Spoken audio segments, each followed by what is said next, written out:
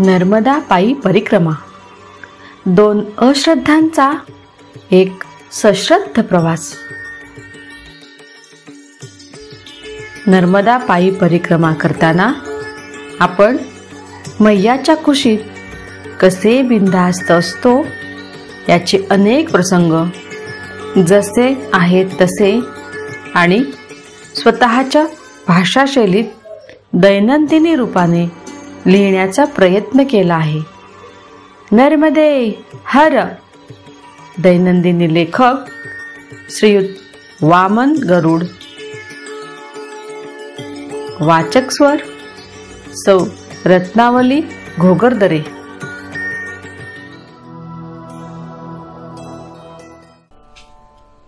दिवस 38वा.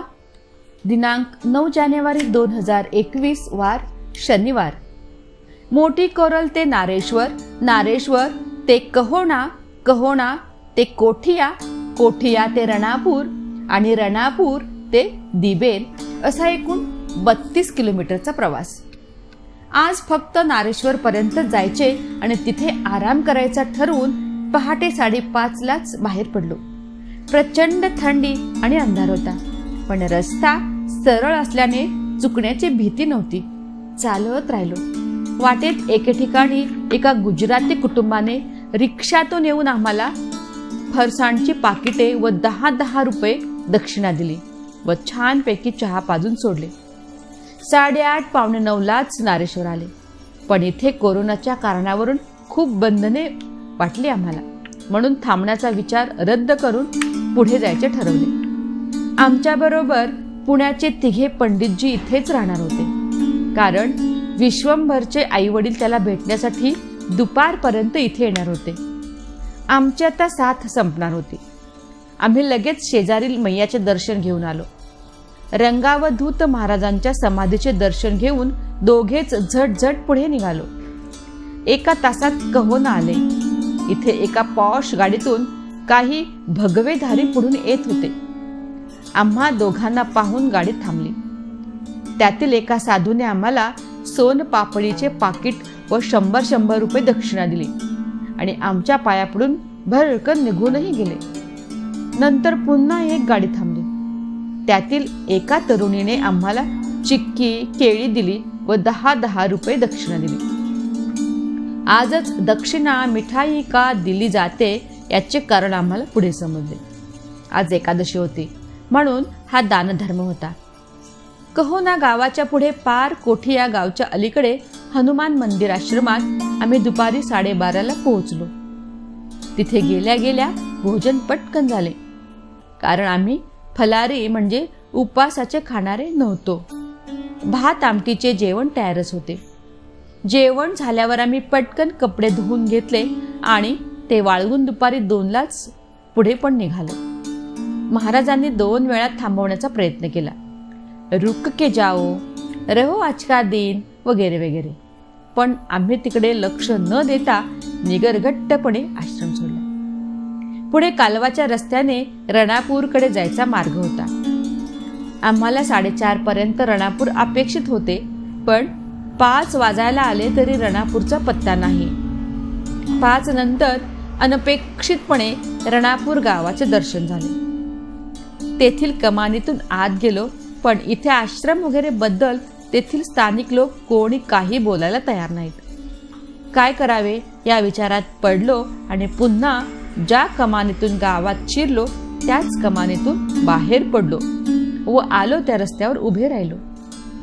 गावाच्या बाहेर पण वस्ती होती. सूर्यास्त जवळ आला असल्याने व आजही आमचे जास्ती चालणे झाल्याने रणापूरलाच राहावे वाटत होते. येथील लोकांनी मात्र आम्हाला लगेच सांगितले की इथला आश्रम बंद आहे, तुम्ही पुढे जा. मग आम्ही त्यांना कुणाच्या घरात राहता येईल का विचारले, पण यावर ते कोणीच काही बोलले नाहीत. शेवटी तेथील एक तरुण मुलगा म्हणाला की थोडे पुढे जा, तुम्हाला दिवेर गाव लागेल, तिथे परिक्रमावासींची सोय होते, तर तिकडेच जा. खरं तर आम्ही पहाटे 5:45 पासून पाय ओढत होतो. आता पुढे एकही पाऊल टाकायची आमच्याकडे ताकद नव्हती. इथेच कुठेतरी बदकन बसावेसे वाटत होते. सूर्य पण अगदी क्षितिजावर येऊन बसला होता.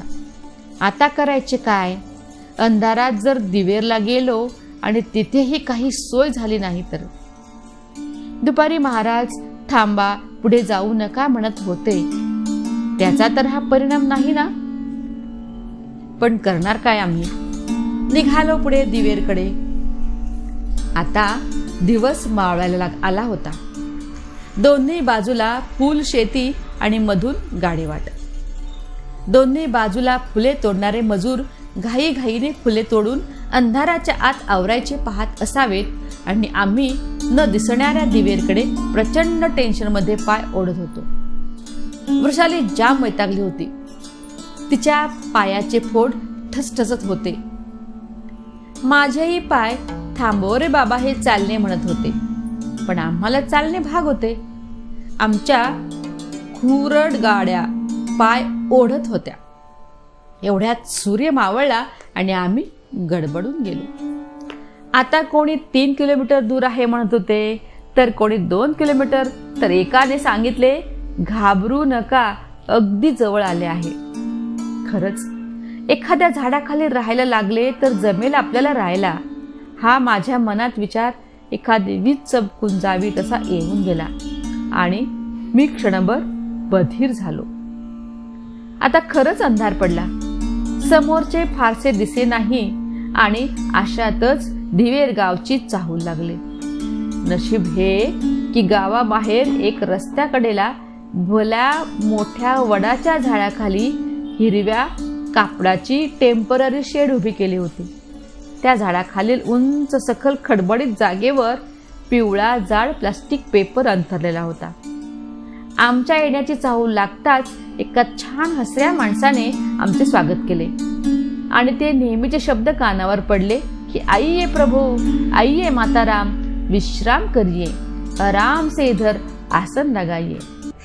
हे आश्वस्त शब्द कानावर पडल्यावर आमचा शीण कुठल्या कुठे पळाला.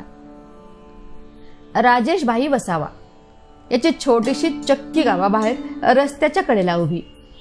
त्यालाच लागून ही परिक्रमा वासींसाठी टेम्पररी शेड उभारलेली. याच वर्षी बनवली आहे. सोबत चहाचा गाडा, त्यावर चहा, शिवाय चवाणा म्हणजे शेव चिवडाचे पाकिटे, तंबाखू, गुटखा, गोळ्या, बिस्किटे हे सगळं विक्रीला ठेवलेलं.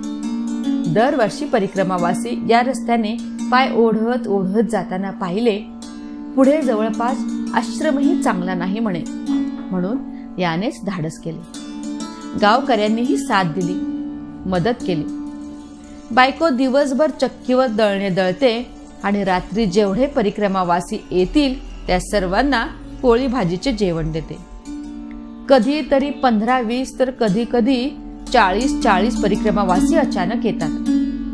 तरी सुद्धा न कंटाळता वैतागता आनंदाने राजूभाई आणि त्यांची पत्नी आणि त्यांची 4 मुलं परिक्रमावासींची सेवा करतात. आजच्या रात्री त्या भल्या मोठ्या शेडमध्ये मी आणि वृषालीच आहोत. एकादशी असल्याने जो तो आहे त्याच ठिकाणी थांबलेला असल्याने इथे फक्त आम्हीच होतो. आम्ही गेल्या गेल्या राजूभाईंनी फक्कडसा चहा केला. आम्ही फ्रेश होऊन पूजा आरती करेपर्यंत राजूभाईंच्या मोठ्या मुलीने छानशी भाजी केली. तोवर भाभींनी आपले दळणाचे काम थांबवून आम्हाला झोपायला वेळ होईल म्हणून आणि आम्ही भुकेजले असू म्हणूनही पटकन पाठीमागे चूल पेटवून गरमागरम तम्म फुगलेल्या बाजरीच्या नाजूकशा रोट्या बनवल्या. गरमागरम रोट्या व मुलीने बनवलेली अप्रतिम झणझणीत भाजी व गोड ताक यांचा फक्कड बेत जमला. नंतर त्या चुलीच्या उभेला वृषाली, भाभी आणि त्यांची मुलगी यांचे हितगुज चालू होते. मी आणि राजूभाई इकडे गप्पा मारीत बसून राहिलो. थोड्या वेळात ते कुटुंब आज घरी न जाता तिथेच जेवले.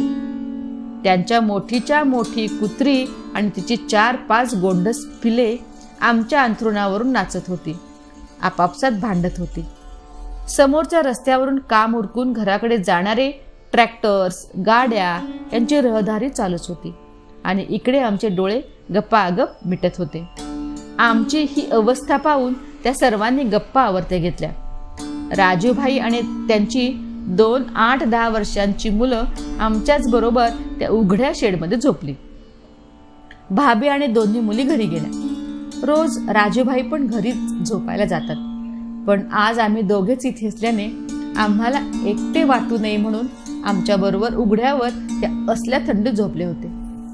राजूभाईंनी झोपण्यापूर्वी आमच्या अंगावर जाड कांबळे टाकली आणि बाहेर शेकोटी पेटवून ठेवली की जेणेकरून आम्हाला त्याची थोडी बहुत उबही मिळेल.